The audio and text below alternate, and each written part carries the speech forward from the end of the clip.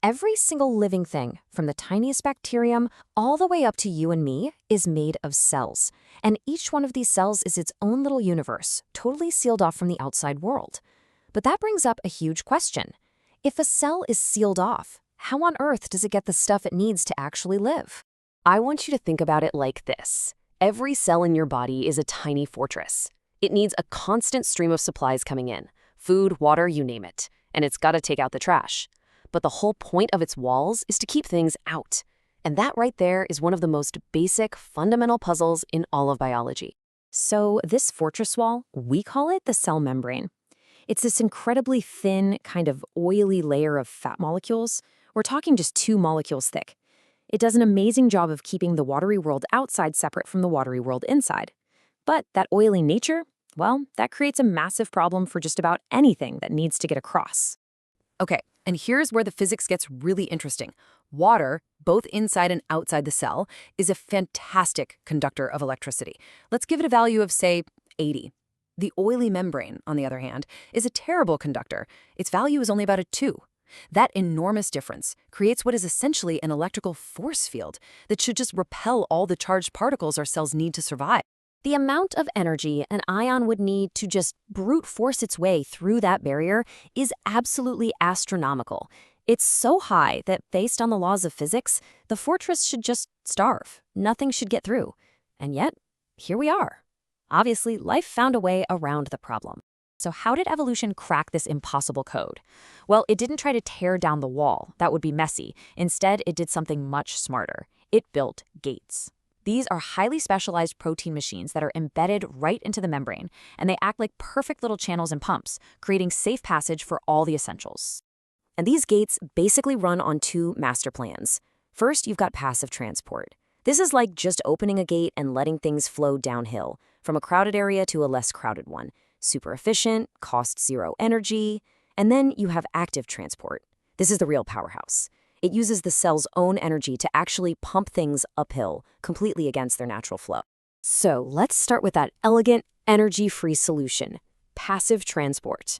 This whole process is about harnessing a natural tendency in the universe, the fact that molecules just want to spread out, moving from where they're packed together to where there's more room. And to really see just how brilliant this is, we're going to zoom way, way in on one of the most incredible passive gates in all of biology, the potassium ion channel. So what you're seeing here is a diagram of that amazing molecular machine. Notice it has that wide opening facing into the cell, a big central chamber, and then a very, very narrow section up at the top. That's called the selectivity filter. And trust me, that's where all the magic really happens.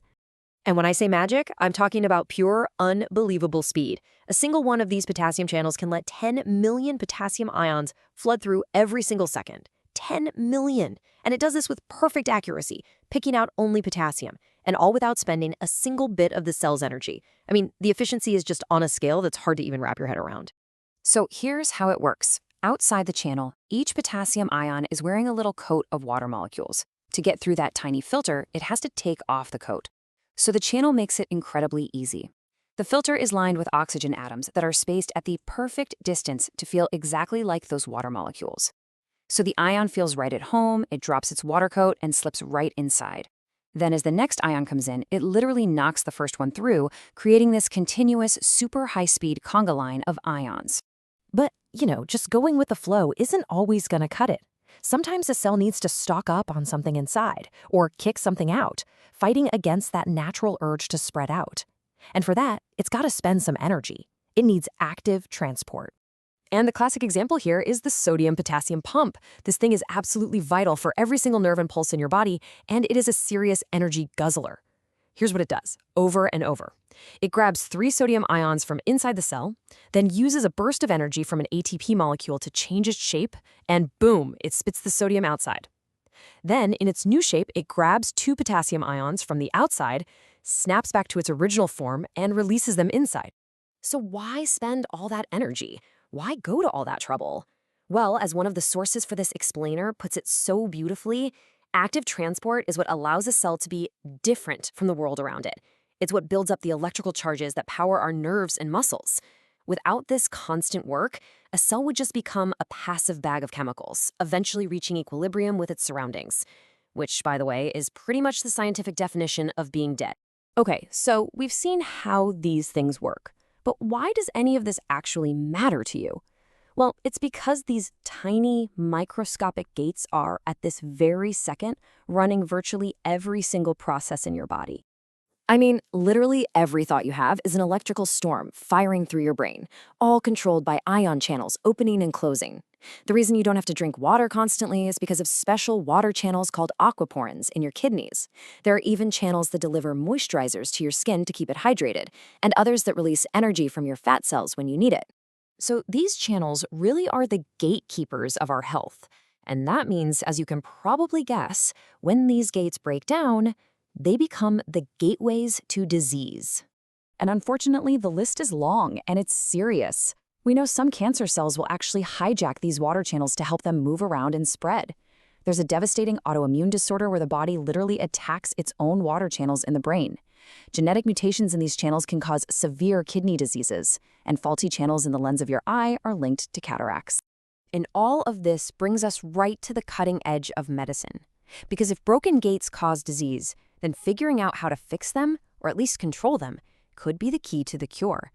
This is one of the most exciting frontiers in science today.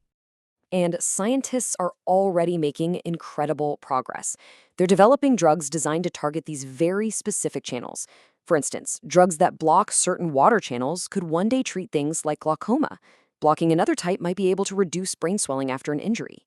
And get this, finding a way to turn up the channels that release energy from fat cells, that could be a future treatment for obesity.